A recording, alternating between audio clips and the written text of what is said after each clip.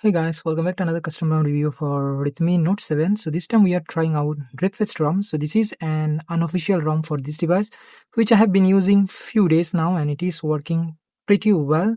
So as you can see here, DerpFest ROM, the device is Redmi Note 7 and the specs of the device and everything. So it is Android 16 based ROM. And the security patch level is from December 1st, 2025. This is actually the latest build of this ROM for this device. So the UI is pretty much similar to all other AOSP based ROM, pretty stockish. The control panel, as you can see here, looks good.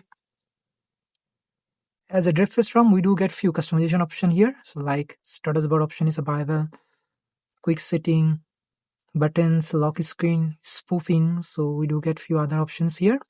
In the miscellaneous, we do get few things here. So in terms of customization, we are getting a lot here and many useful features. In terms of network connectivity, so Wi-Fi is working well. Bluetooth working well and BoLT and Bo Wi-Fi support is there, so no issue in terms of network connectivity. In the display section, adaptive brightness is working, pocket detection, dark theme, enable blurs, and few other things available here. Double tap to sleep, double tap to work, so these things are working well, no issue. In the lock screen setting, we do get few things here and ambient display option, but no AOD. Wallpaper and style, so we do get few options here for clocks, so as you can see, and we can change the color and size, so these are the things we are getting. In the change wallpaper option, we do get few wallpapers but no emoji workshop or AI wallpapers. We can change the lock screen shortcut, and here in the home screen setting, we get themed icon, color and contrast, app grid, icon, font and shape. So these are the things we are getting here. For grid, so we do get many options.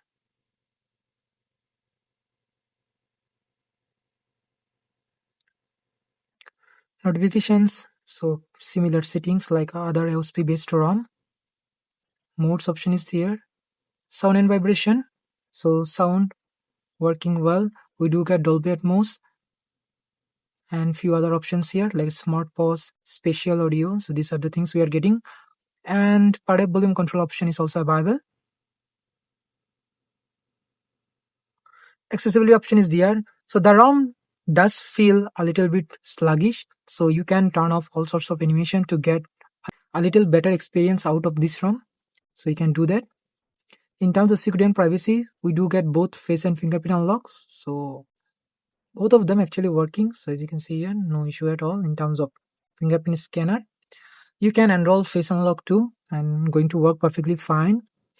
And as Android 16 based ROM, we do get privacy control, privacy dashboard, private space, advanced protection, more security and privacy. So these are the things we are getting, like extended unlock, SIM lock, and few other things here. Location is working well, password and passkey available, digital well-being, safety and emergency. These are the things available on all other AOSP based ROM. App setting, so in the app setting we get clone, game space, screen time, and sidebar option. So these are the things we are getting here.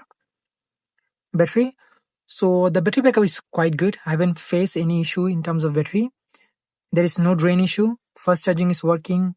We do get few other features here like battery stats, battery optimization, but no battery control option like scheduling, limiting. All those settings are not available here. Storage, so it is Android 16 based ROM, going to take around 15 to 16 GB of storage. In the system setting, we do get few other options here like navigation mode, keyboard, and device setting. So you can tweak some settings here like haptic feedback, ambient display, clear speaker, and few other things. Also, we do get thermal setting, so you can put it in performance mode for better experience out of this ROM. So these are the things you are getting in the setting panel. Nothing much actually. And in terms of application, so it is a GF's build, so we do get Google application here, not much. And in terms of camera, we are getting Gcam Go, which is working well, and video mode is working, so no issue at all in terms of camera. Camera does work perfectly fine. In terms of Google Photos, so as I said, this ROM does come with unlimited storage support, but no magic editor, even no option at all, so that is not available.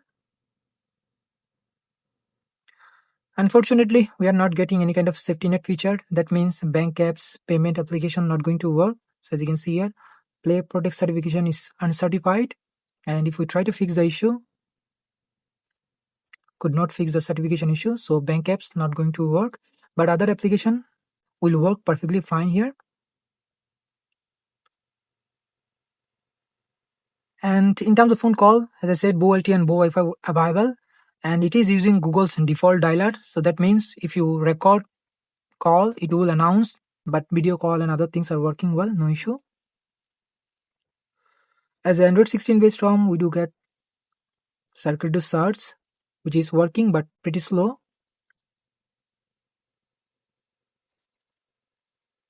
So no issue, it is working well.